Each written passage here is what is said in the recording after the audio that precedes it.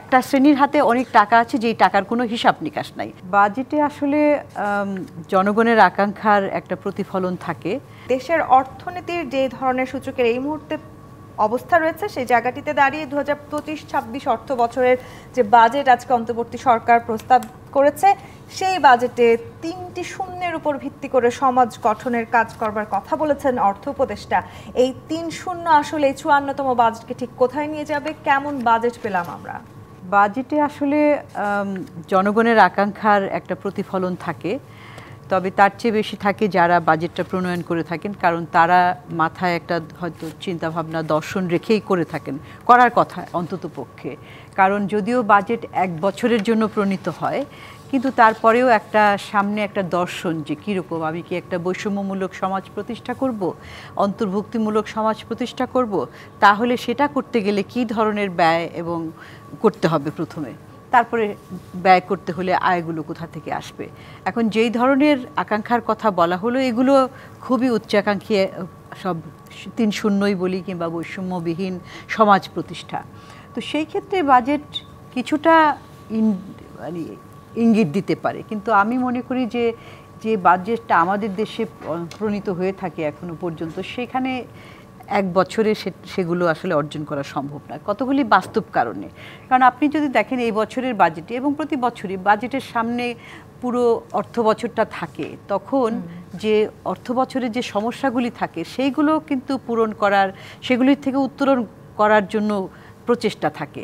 নগদ পেমেন্টে 500 টাকা পর্যন্ত ক্যাশব্যাক আর লেনদেনে প্রতিদিন ডিপ ফ্রিজ এবং ঘন্টায় ঘন্টায় এসি টিভি সহ দারুণ সব গিফট। এই যে প্রেক্ষিতটা, যে অর্থনৈতিক প্রেক্ষিতে এই বাজেটটা প্রণীত হলো, সেই অর্থনৈতিক প্রেক্ষিতটা কি আপনি কিছুটা টাচ করেছেন, যে সেটা হলো যে উচ্চ মূল্যস্ফীতি প্রায় 3 বছর ধরে চলমান রয়েছে। আবার অন্যদিকে হচ্ছে বিনিয়োগ কম, কর্মসংস্থান কম, কিন্তু এবং এই দুটো অবজেক্টিভ, এখন যদি মূল্যস্ফীতি কমাতে যাই, আবার অন্যদিকে যদি বিনিয়োগ এবং কর্মসংস্থান সৃষ্টি করতে চাই, দুটো উদ্দেশ্য পরিপালন করতে হলে দুটো বিপরীতমুখী, অনেকটা বিপরীতমুখী নীতিমালা করতে হয়। মূল্যস্ফীতির জন্য আপনাকে সংকোচনমূলক মুদ্রানীতির পাশাপাশি সংকোচনমূলক রাজস্ব নীতি করতে হবে, কিন্তু সেটা যদি করতে যান তাহলে তো বিনিয়োগ আরও আঘাতপ্রাপ্ত হবে। বিনিয়োগ এমনিতেই ব্যক্তি খাতের বিনিয়োগ, বিদেশি বিনিয়োগ কম, একমাত্র সরকারি ব্যয় হয়, কিন্তু সরকারি ব্যয় যদি আবার বেশি বেড়ে যায় তখন মূল্যস্ফীতিটা ফুসে উঠবে আরও বেশি করে। আবার অন্যদিকে বিনিয়োগ যদি না হয় তাহলে প্রবৃদ্ধি বা কীভাবে হবে, কর্মসংস্থানই বা কী হবে। এই যে একটা দ্বৈত চ্যালেঞ্জ মুখোমুখি, এইটা করতে যে তাহলে অনেক এখানে পরিশ্রম করতে হয়েছে। আমি সিপিডিওটি মনে করছে, আপনার একটি কথা আমি বলতে চাই, বৈষম্যবিহীন সমাজ গঠনে বাজেটে নেওয়া পদক্ষেপ সামঞ্জস্যপূর্ণ নয়। তার মানে যখন আসলে অন্তর্বর্তী সরকার এই বাজেট প্রস্তাব করেছে সেই সময় তারা বারবার বৈষম্যবিহীন সমাজ গঠনের কথা বলছে, কিন্তু পদক্ষেপগুলো কি তাহলে আসলে সমন্বয় করা সম্ভব?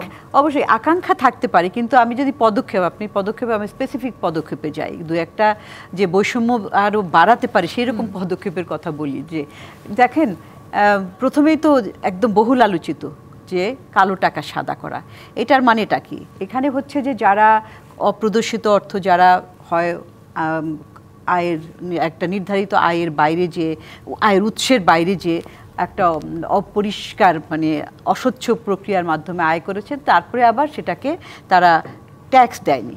তো আপনি যখন এবং সেটার পরিমাণ বিপুল আমরা তো জানি, সেখানে যদি আপনি কোনো ছাড় দেন তাহলে তো আপনার ধরেন ফ্ল্যাট কেনার ব্যাপারে কিংবা অন্যান্য কিছুর ব্যাপারে ছাড় দেওয়া হলো, তারা তো সেখানে যে সেই টাকার মানে বন্যা ভাসিয়ে দিয়ে আপনার বাসস্থান গৃহায়ন ব্যবস্থাটাকে এটাকে এক্সপেন্সিভ করে তোলে। আমরা কেন দেখছি যে দাম কারা বাড়ায়, হু হু করে বেড়ে যায়?